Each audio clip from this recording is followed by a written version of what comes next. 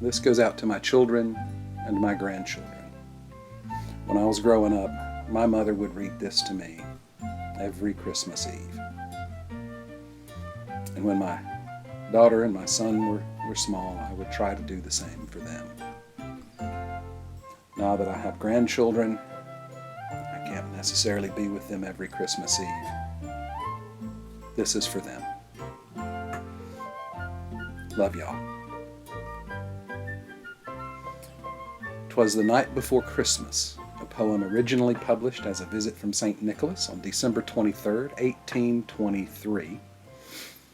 Originally attributed to Clement Clark Moore.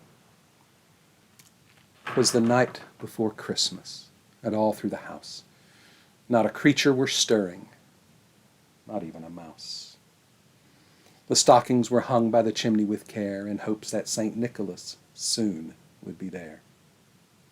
The children were nestled all snug in their beds, while visions of sugar plums danced through their heads. And Mama in her kerchief, and I in my cap, had just settled down for a long winter's nap. When out on the lawn there arose such a clatter that I sprang from my bed to see what was the matter. Away to the window I flew like a flash, tore open the shutters and threw up the sash. The moon on the breast of the new-fallen snow gave the luster of midday to objects below. When what to my wondering eye should appear but a miniature sleigh and 8 tiny reindeer. A little old driver so lively and quick, I knew in a moment it must be St. Nick. More rapid than eagles his coursers they came, and he whistled and shouted and called them by name. Now Dasher, now Dancer, now Prancer and Vixen, on Comet, on Cupid, on Donner and Blitzen, to the top of the porch, to the top of the wall. Dash away, dash away, dash away all. As dry leaves that before a wild hurricane fly, when they meet with an obstacle mount to the sky, so on to the housetop the coursers they flew, with a sleigh full of toys, and St. Nicholas, too. And then in a twinkling I heard on the roof the prancing and pawing of each little hoof.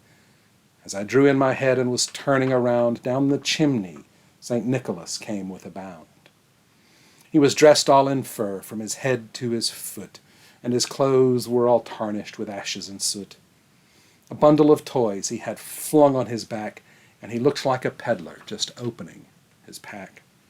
His eyes, how they twinkled, his dimples so merry. His cheeks were like roses, his nose like a cherry. His droll little mouth was drawn up like a bow, and the beard on his chin was as white as the snow. The stump of a pipe he held tight in his teeth, and the smoke, it encircled his head like a wreath. He had a broad face and a round little belly that shook when he laughed like a bowl full of jelly. He was chubby and plump, a right jolly old elf, and I laughed when I saw him in spite of myself. A wink of his eye and a twist of his head soon gave me to know I had nothing to dread. He spoke not a word, but went straight to his work, and filled all the stockings, then turned with a jerk, and laying his finger aside of his nose, and giving a nod up the chimney, he rose. He sprang to his sleigh, to his team, gave a whistle, and away they all flew like the down of a thistle. But I heard him exclaim ere he drove out of sight, "Happy Christmas to all, and to all a good night."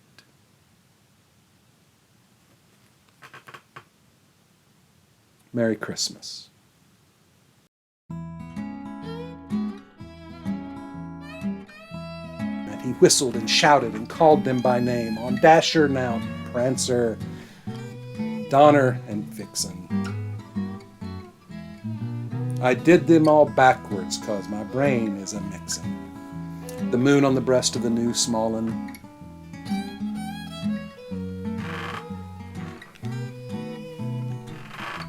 Smallin' snow. It's a light snow, little tiny snowflakes. And when what to my... I forgot the Smallin' snow.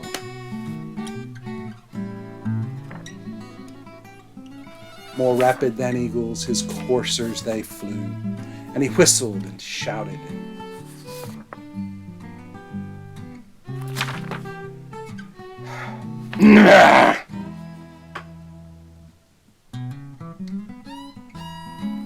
Four.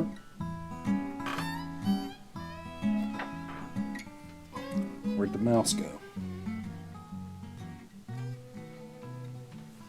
Did it run away? There it is.